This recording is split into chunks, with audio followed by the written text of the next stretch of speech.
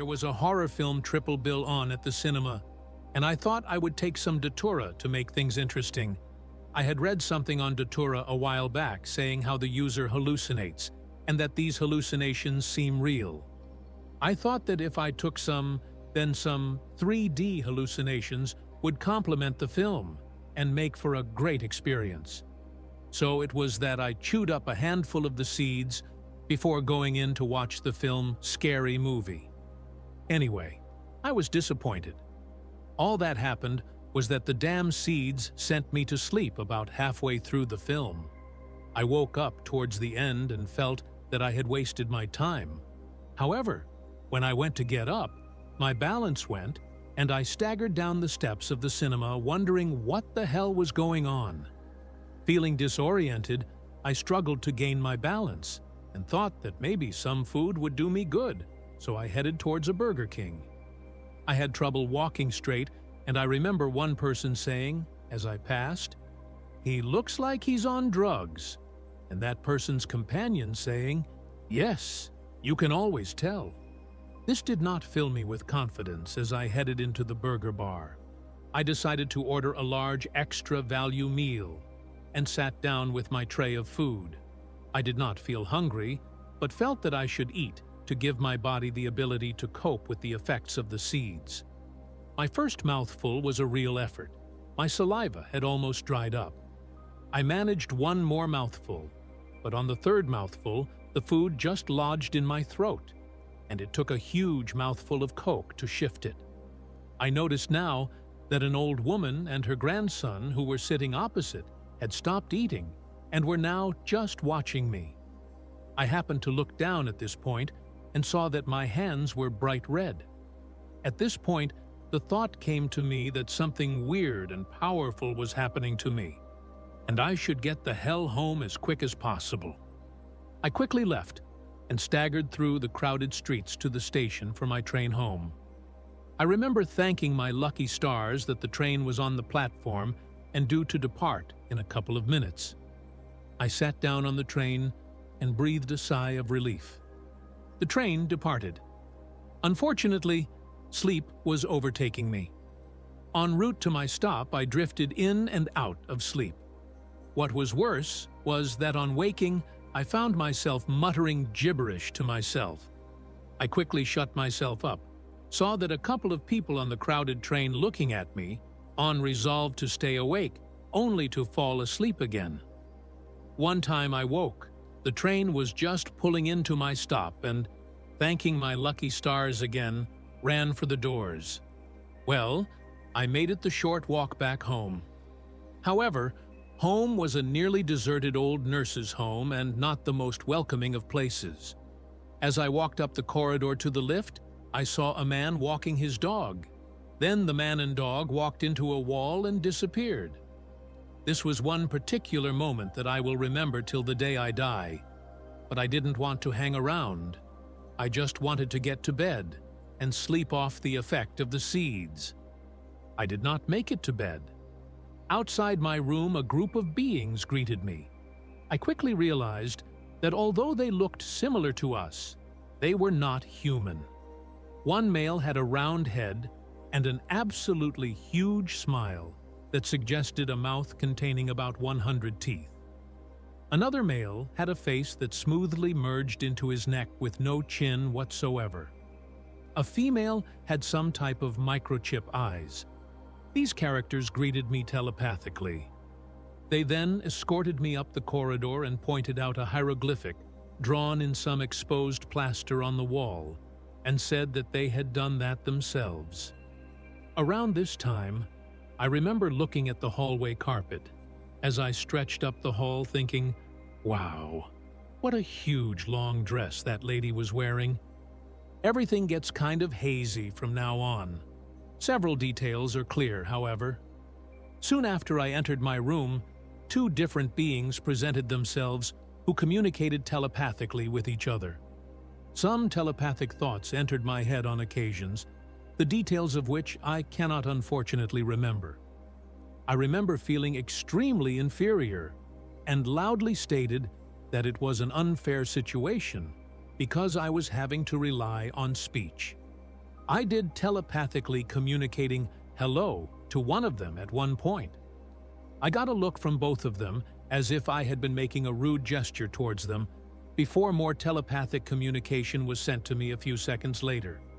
I remember feeling also that I should show some hospitality to my guests and went to the kitchen to fill a kettle to make some tea for them.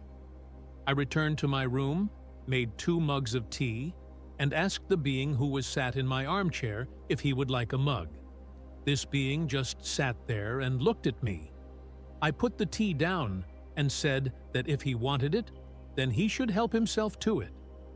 Shortly after, or maybe before, I was walking in the corridor when I saw more beings lurking in a dark, unlit section of corridor. I felt extremely uneasy about this and went to call on a friend who lived on the floor below. But just as I was approaching his door, I noticed more of these beings, and I turned back. I hammered on the door of another friend. She answered and asked, "What is it?" My mind then went blank, and I paused before blurting how the cleaner had emptied my cupboard of food. I don't remember her response, but she swiftly closed her door, leaving me in a state of panic. I decided to phone security. I said how there were a couple of intruders on the premises. The security man put me through to the police. I said that there were a couple of dodgy characters in the building who were near me now. However, just as I was saying this, I began to feel some warmth to the beings and began regretting my call. The policeman asked if they had made any direct threat to me, to which I replied that, well, no, they hadn't exactly. I then said that they probably had much more serious things to deal with and apologized. The policeman said a patrol car would come round anyway. I put the phone down and winced.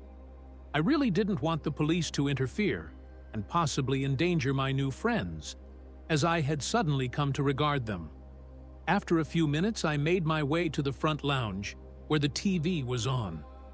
I had now realized that it was very late, in the middle of the night.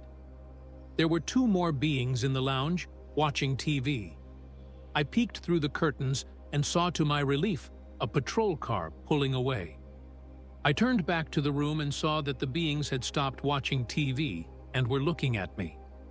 I was now feeling thirsty and drank from the tap in the kitchenette bit at the edge of the lounge.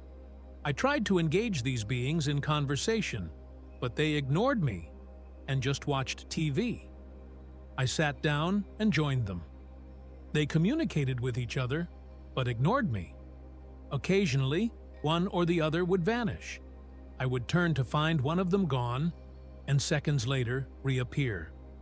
By now, nothing was surprising me.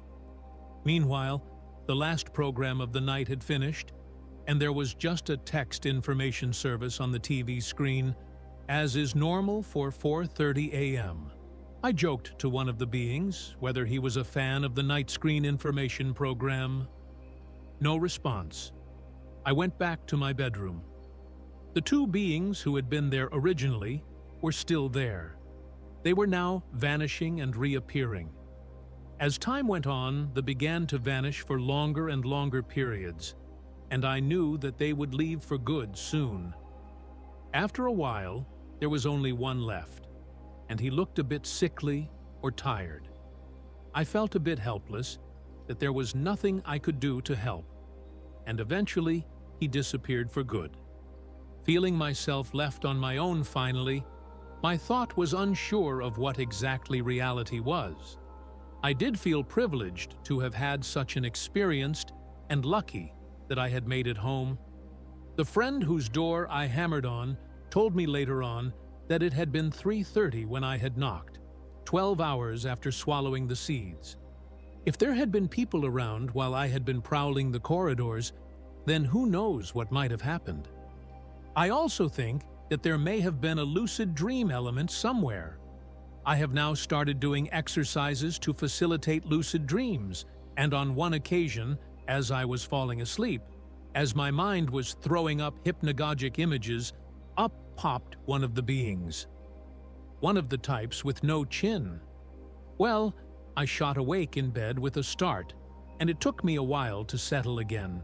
However, I suppose that if I manage to regularly repeat this, then it will be less of a surprise, and I may engage consciously with this being sometime.